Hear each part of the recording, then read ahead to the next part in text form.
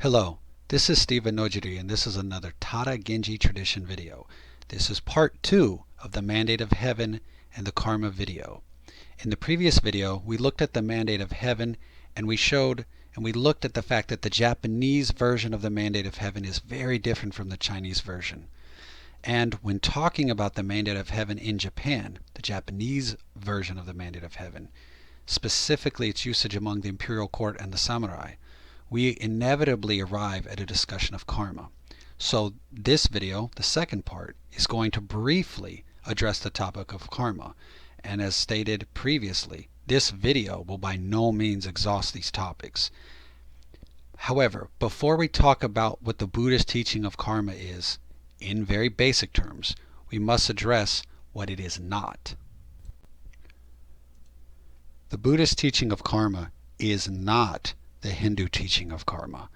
Buddhism and Hinduism teach two very different versions of karma, and it is important not to mix the two up. Another important point. This is actually a very important point. Karma is the original religion of all mankind.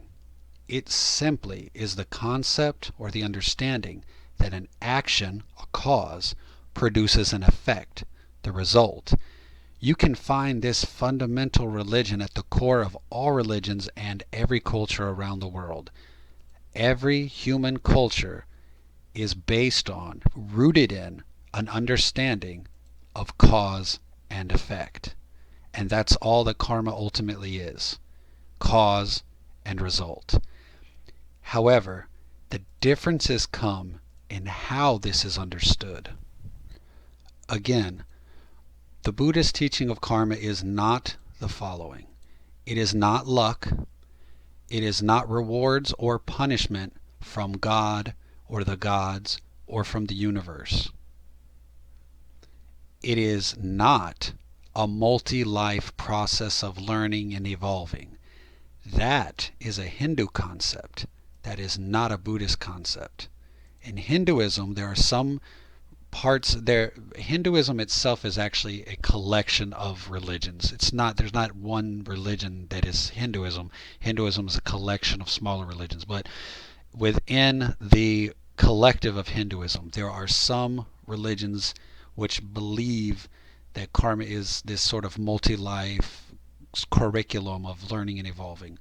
But again, that's a Hindu concept. That is not a Buddhist concept. Buddhism does not teach that karma is about a multi-life process of learning and evolving. In Buddhism, there is no, as I just said, there's no teaching that we're meant to learn lessons. That is a Hindu concept. That idea entails learning lessons until you can ascend because you've learned all the lessons. That is not Buddhism. There is no lessons to be learned in Buddhism. There's no great learning curriculum that all souls must complete and is being graded and watched over by the gods. Again, that is not Buddhism. So, the viewer should understand that all of the ideas that karma is some kind of teaching or punishment tool used by gods to guide, direct, and teach souls, none of that is Buddhism. Therefore, none of that is the Buddhist teaching of karma.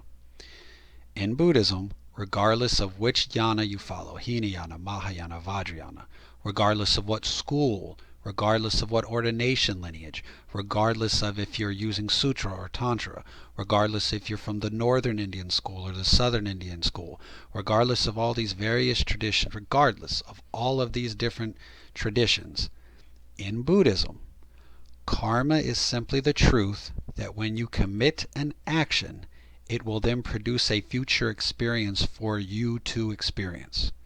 The reality of this moment builds the reality of future moments. There's no divine lesson. There is simply cause and effect. Karma can be immediate or long-timed. It can be simple or it can be complex. Karmic lines, if you will, the line from A to B, from cause to result, can interweave with other karmic lines, causing the complexity that we know as reality. Karma requires a ripening condition.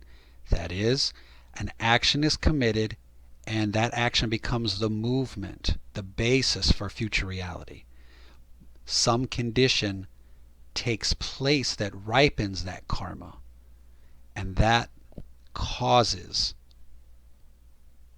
the manifestation of the result. So the action, the condition, the ripening condition, and the cause manifest, or the cause ripens, or the result takes place. Unripened karma is conceptualized as a karmic seed or a karmic trace. So again, an action is committed, and that creates a seed or a trace that meets a ripening condition, and then a result manifests. There are very long and complex explanations for various types of karma and how it ripens. However, there also exist more general and easy explanations for those who don't really wish to dive into the extensively deep, full-length teachings.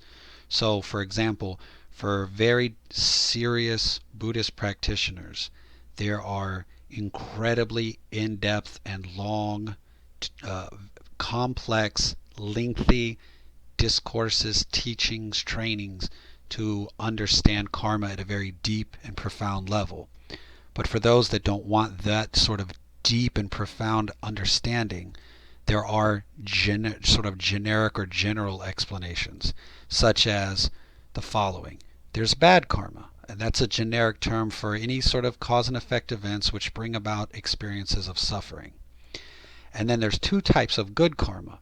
So the first one is a generic term for events which provide positive experiences, but those are known as golden chains. The reason they're golden chains is they bring about, joy and happiness, but they still bind you to samsara. They still bind you to being dependent upon cause and effect. Then you have good karma, can also refer to events, cause and effect, which assist in one's spiritual path. Now, what's interesting about that second type of good karma is that type of karma may or may not be considered good, quote unquote, by the worldly standards. So, for example, sometimes it might look like it's bad, but it was actually good for your spiritual path. So that's what's considered actual good karma. But again, it may not look like a good karma to an outsider. And in keeping with very general explanations, we'll discuss those intersecting karmic traces. So you have karma that causes the result. Then you can have karma that supports the result. Then you can have karma that blocks or hinders the result. You can have karma that remains unripened. And you can have karma that ripens and becomes the ripening condition for other karma. So a cause and effect event is actually the ripening condition for another cause and effect event. So in these ways, you can have almost infinite, or you could say infinite complexity of how events can interweave with each other. All of this is taught, explained, and mapped out, like I said, in serious Buddhist training. But for non-Buddhist and or regular lay Buddhist, it can become too much, and as such, that level of complexity is rarely discussed or even written about outside of very serious Buddhist practitioners. But for the sake of the video, we'll look a little bit further and then we'll bring the video to an end. So let's take a brief look at negative karma and break it down a little bit. Now, most people have that generic idea that negative karma means you do something bad and then that same bad thing happens to you. But that is not how it works according to Buddhism. Buddhism does not teach that. For example, let's look at what are known as the 4 effects of a negative action. The fully ripened effect. This is when the emotion or the mental state that you have when you commit the action has a direct impact on the result. So for example, hatred can lead to a hell existence, desire to a preta existence, ignorance to an animal existence. But the important thing here is that the mental state or the emotion you had plays a big factor on the result. The second one is effects similar to the cause, which breaks down into actions similar to the cause and experiences similar to the cause. And what this basically means that once this ripening occurs, there are still effects similar to the original cause. So if you killed someone, you will still like to kill. You will have the impulse to kill. It stains your mind, if you will. The experience is similar to cause, means that whatever you did, you will then have experiences that are similar to what you did in the effect of, it's not a direct correlation. It's not like you killed, therefore you got killed. It is you killed, now you have a short life, or you have many illnesses. The third one, the conditioning effect, that refers to your environment. So for example, if you killed, then your environment is joyless or a dangerous place. And the fourth one, the proliferating effect, is ultimately, this is the one that really snags you, because this is whatever you do, that is what you're trained and habituated to keep doing over and over again. Thus continuing samsara, continuing the cycle over and over again. Now these four it's not one or the other. All four of these take place in the course of the ripening of karma.